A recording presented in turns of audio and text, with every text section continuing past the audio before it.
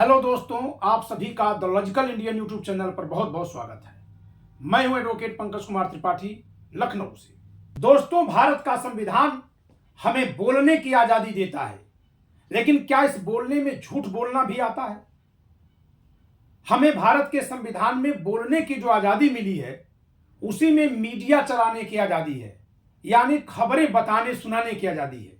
क्या झूठी खबरें बताने की भी आजादी है? तो आपको मैं दो खबरें बता रहा हूं। कल मेरे एक दर्शक ने, बड़े सम्मानित व्यक्ति हैं, रिटायर्ड हैं और कई बार मेरे चैनल पर भी वो आ चुके हैं, उन्होंने फोन किया और पूछा कि त्रिपाठी जी, क्या बिहार की विधानसभा भंग हो गई है? ये बात करीब 10:30 बजे रात की है। कल मैं अचंभित हुआ। मैं भोजन छोड़ करके दौड़ कर गया, टेलीविजन खोला, तमाम चैनल्स देखा, यूट्यूब चैनल, टेलीविजन चैनल, कहीं वो खबर नहीं दिखी। उन्होंने कहा कहीं मैं यूट्यूब पर देख रहा था कोई वीडियो और उसी में किसी ने कहा कि बिहार विधानसभा भंग हो गई है, वो दोबारा वीडियो मुझे मिल नहीं रही है कि मैं आपको भेजूं। तो मैंने कहा कि ठीक है, अब क्या कहा जा सकता है। आज जब मैं दोपहर में टीवी देख रहा हूं, यूट्यूब चैनल से जो समाचार दिखाने वाले तमाम यूट्यूबर्स हैं, तो उस पर लिख कर आया कि बीजेपी और जेडीयू का अलायंस टूट गया। मुझे लगा ये तो बहुत बड़ी बात है, देखा जाए। जब देखा तो उसमें यह बताया गया कि दिल्ली विधानसभा में जो 70 सीटें हैं, उसमें 1-2 सीटें जेडीयू मांग रही है कि भाई बिहार के भी वहां हमारे लोग रहते हैं, हमारा भी वहां वोट है, आप हमको 1-2 सीटें दे दीजिए। बकौल एंकर बीजेपी के दिल्ली के प्रदेश अध्यक्ष ने मना कर दिया है और इसलिए दिल्ली प्रदेश में जो जेडीयू और बीजेपी का गठबंधन है वो टूट गया। अब आप बताइए दोस्तों कि क्या जेडीयू और बीजेपी का दिल्ली में कोई गठबंधन रहा है जो टूट गया? तो फिर ये खबरें क्यों बताई जा रही हैं? ऐसे ही आपने देखा कि खूब खबर फैलाई गई थी कि शिंदे नाराज हैं, शपथ ग्रहण नहीं करेंगे, सरकार नहीं बनेगी, शरद पवार और उद्धव ठाकरे के संपर्क में हैं, खूब खबरें बताई गई। अच्छा, एक बात और भी कभी आपने गौर किया कि जिन यूट्यूब चैनल्स पर आप खबर देख रहे हैं, उन पर कभी भी कोई ऐसी खबर नहीं आती जो बीजेपी के पक्ष में हो, जिसमें यह बता दें एंकर महोदय कि नहीं, शिंदे साहब तैयार हो गए हैं फडणवीस का डिप्टी सीएम बनने के लिए। क्या यह खबर दिखाई गई? नहीं दिखाई गई। फिर क्यों ऐसा हो रहा है, जबकि हुआ तो यही। मैं ये नहीं कह रहा हूं कि वो लोग भाजपा विरोधी हैं, जी नहीं, ऐसे एंकर भाजपा विरोधी नहीं है, न वो भाजपा समर्थक हैं। दरअसल उन्होंने अपना एक सेट व्यूअर तैयार कर लिया है। यूट्यूब क्या करता है कि जिस तरह के लोगों की जो लाइकिंग होती है, उसी तरह के लोगों को उस तरह की वीडियो भेजता है। अब यदि कोई व्यक्ति अपने चैनल के जरिए अंबेडकरवादी विचार के लोगों को जोड़ रखा है, तो वो जान गया है कि ये हमारे दर्शक क्या सुनेंगे और फिर वो उसी तरह के न्यूज कंटेंट बनाकर भेजेगा। चलिए ठीक है, आप उस तरह की न्यूज कंटेंट बना रहे हैं, कोई बुरी बात नहीं है, लेकिन न्यूज हो तब तो कंटेंट बने। बिना न्यूज के ही कंटेंट बन जा रहा है, तो फिर इसी तरह के फोन आ रहे हैं हम लोगों के पास कि सर जी, क्या बिहार विधानसभा भंग हो गई, या सर जी, क्या जेडीयू और बीजेपी से गठबंधन टूट गया। ये दोनों ही खबरें बेसलेस हैं, एकदम बेसलेस हैं, एकदम बिना किसी आधार के हैं। दोस्तों, आपने और भी कुछ गौर किया होगा कि जब कभी बीजेपी के पक्ष में कोई खबर होती है या जिन नेताओं के बयानों को ये तवज्जो देने वाले चैनल हैं, उन्हीं नेताओं का कोई ऐसा बयान होता है जो उन दर्शकों को शायद न पसंद आए जो दर्शक इनके चैनल को देखते हैं, तो उस तरह के उनके बयान को, किसके बयान को? उन नेताओं के, विपक्ष के उन नेताओं के बयान को ये चैनल वाले गायब कर देते हैं, जिनके थोड़े थोड़े से बयान या हरकतों के आधार पर ये रोज मोदी सरकार को गिरता दिखाते हैं। मैं इसका एक उदाहरण दे रहा हूं। जैसे शिंदे ने कई बार ये घोषणा की कि नहीं, वो डिप्टी सीएम बनने को तैयार है, लेकिन उस बयान को कहीं नहीं दिखाया गया। क्यों? क्योंकि उसको आप सुनेंगे नहीं। ऐसे ही कल एबीपी न्यूज पर एक बहुत लंबा इंटरव्यू हुआ तेजस्वी जी का। आरजेडी के बड़े नेता, बल्कि मैं कहूंगा सर्वे सर्वा नेता, जिसमें उन्होंने साफ साफ कहा कि न तो वो चिराग पासवान से कोई बात किए हैं, न जीतन राम मांझी से कोई बात किए हैं, न नीतीश कुमार से कोई बात की है। और अगर उस पूरे इंटरव्यू को देखें तो भाजपा से ज्यादा उन्होंने नीतीश कुमार, चिराग पासवान और जीतन राम मांझी पर हमला बोला। लेकिन उनके उस बयान को इन चैनलों ने तनिक भी नहीं दिखाया, रत्ती भर कोई तवज्जो नहीं दी। क्यों नहीं दी? क्योंकि अगर वो ये बता देंगे कि नीतीश कुमार पर सवाल उठा दिया है तेजस्वी ने, तो फिर ये खबर कैसे भेजेंगे आपको कि चाचा भतीजा की सरकार बनने जा रही है। तो आप पूछेंगे कि फिर ये खबर ये भेज ही क्यों रहे हैं, इसमें इनका क्या फायदा? इसमें इनका यह फायदा है कि वो ये जान चुके हैं कि यही खबर सबसे ज्यादा देखी सुनी जा रही है, और वो खबर दिखाएंगे चाहे हो या न हो, बनाकर, बहाना बनाकर, जिस पर ज्यादा व्यू मिले। तो आप बताइए ये किस तरह की पत्रकारिता हो रही है? ऐसे ही आप कई ज्योतिषियों को देखते होंगे, किसी का नाम लेने की मुझे जरूरत नहीं है, मैं भी बहुत यकीन करता था कि आए दिन ये लोग ऐसे ज्योतिषी गणना करते थे। पहले तो मध्य प्रदेश, राजस्थान, छत्तीसगढ़, तेलंगाना, जब 4 जगह चुनाव हो रहे थे, ये ज्योतिषी महोदय लोग चारों जगह चुनाव हरवा रहे थे भाजपा को, चारों जगह ही बीजेपी को गायब कर रहे थे। हुआ क्या? 3 जगह बीजेपी आई, 3 ही जगह आने लायक थी। तेलंगाना में उसका कोई स्कोप नहीं था। फिर लोकसभा चुनाव आया, फिर अब हरवा रहे थे, फिर सरकार बन गई। सरकार बनने से पहले चूंकि बहुमत नहीं मिला, तो इन ज्योतिषियों ने जितने दिन तक सरकार नहीं बनी, ये बताना शुरू किया कि सरकार गिर जाएगी, अमित शाह आगे बढ़ेंगे, मोदी पीछे रह जाएंगे। ध्यान दीजिएगा, अमित शाह के आगे बढ़ने की भविष्यवाणी की गई थी। आज आप देखें, बाबा साहब पर बयान देकर तो अमित शाह गिर गए हैं। मैं ये नहीं कह रहा हूं कि ज्योतिष विधा खराब है, लेकिन अगर उसका इस तरह से व्यूअर जुटाने के लिए प्रयोग हो रहा है, तो फिर यह विधा बेकार हो जाएगी। ऐसे ही यूट्यूब के जरिए अगर खबर सुनाने पर लोग मिल जाएंगे, सुनेंगे, और जिस तरह की बात लोग सुनना चाहें वही सुनाने के लिए झूठ अगर परोस दिया जाएगा, तो फिर उन्हीं दर्शकों के साथ ये धोखा होगा जो दर्शक उन व्यक्तियों को सही मानकर सुन रहे हैं। आखिर लोगों को क्या मिला? हम जैसे लोग टेलीविजन चैनल बंद करके यूट्यूबर्स को देखना शुरू किए। अगर यहां भी झूठ ही परोसा जाएगा तो फिर क्या होगा? इसलिए दोस्तों, मैं एक नए तरीके से कंटेंट बनाकर लाने वाला हूं। एक तो हमारे यहां संविधान पर चर्चा होती है। बहुत से लोग लिखते हैं आप ओबीसी से नफरत करते हैं, आप एससी एसटी से नफरत करते हैं, तो कोई सवर्ण आकर लिख जाता है कि आप भी पप्पू गिरोह के हैं। आपको झूठ सुनना है क्या? अगर झूठ सुनना है तो द लॉजिकल इंडियन चैनल के अलावा बहुत सारे चैनल है, वहां जाइए। यहां जो दिखेगा वो सुना दिया जाएगा, इसके अलावा मूल्यांकन बताया जाएगा।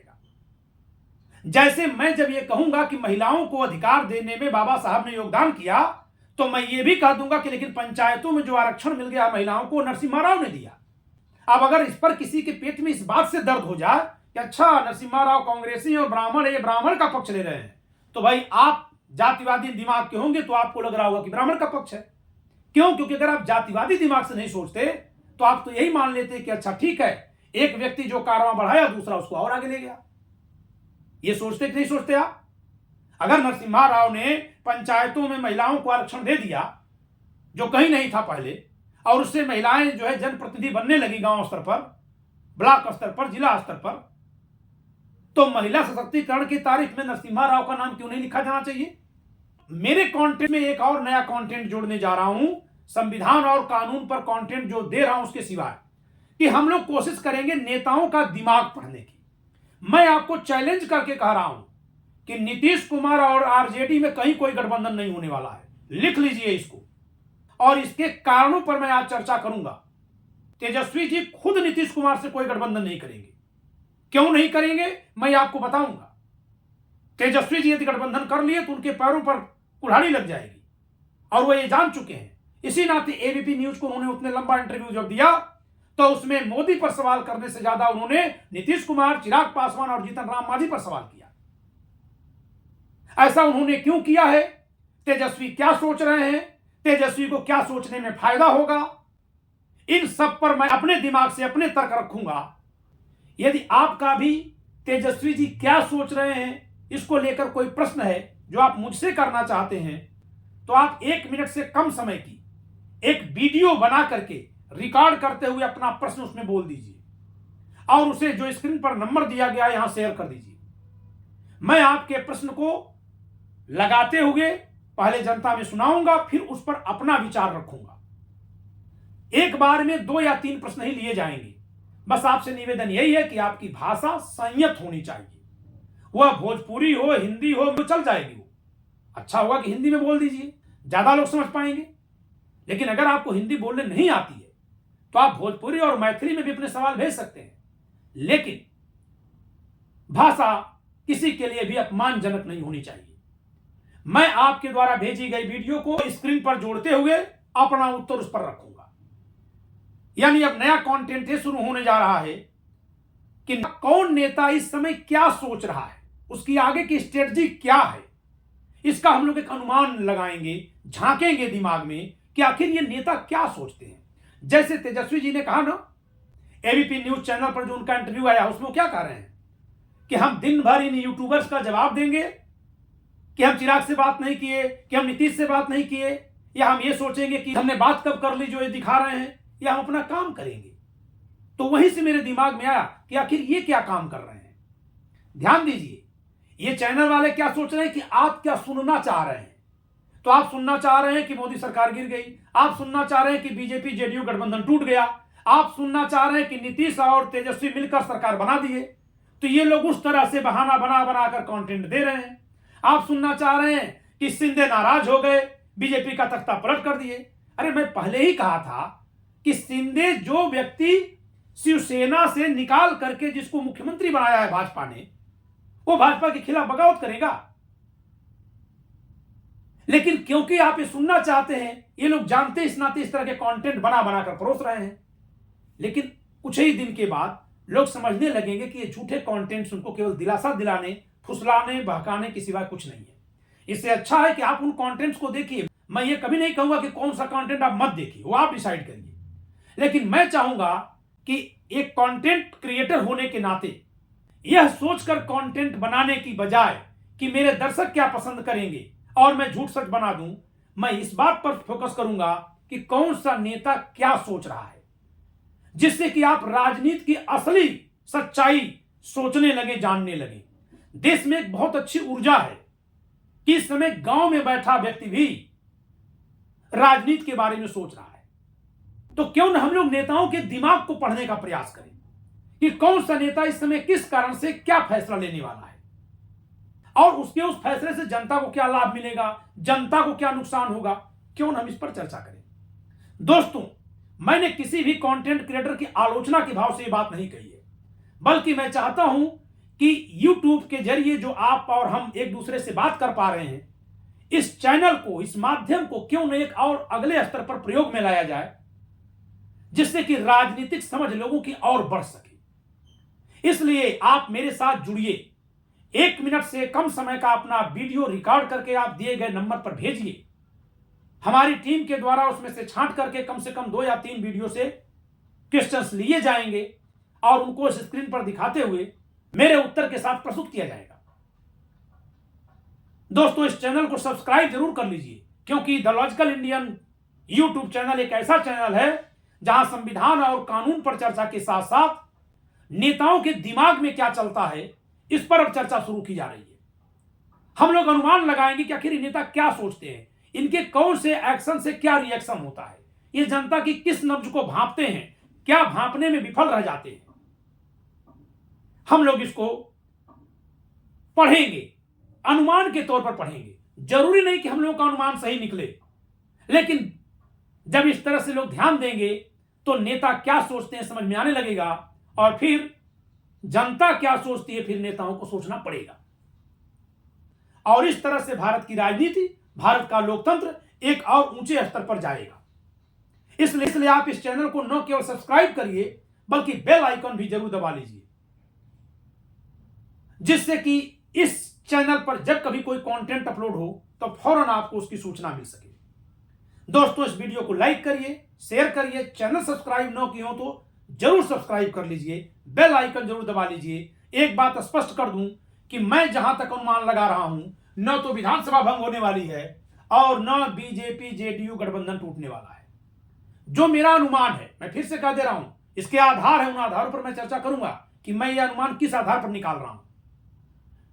शेष अभी हम सबसे पहले बिहार के विपक्ष के सबसे बड़े नेता पूर्व उप मुख्यमंत्री तेजस्वी यादव के दिमाग में इस समय क्या चल रहा है, इसका अनुमान लगाएंगे। हमारी पहली वीडियो तेजस्वी यादव क्या सोच रहे होंगे इस पर आएगी। आप इस पर अपने प्रश्न भेजिए, जिससे कि हम आपके प्रश्नों से और ज्यादा उत्तर बनाने में सक्षम हो सके। दोस्तों, इस वीडियो में इतना ही। जय संविधान।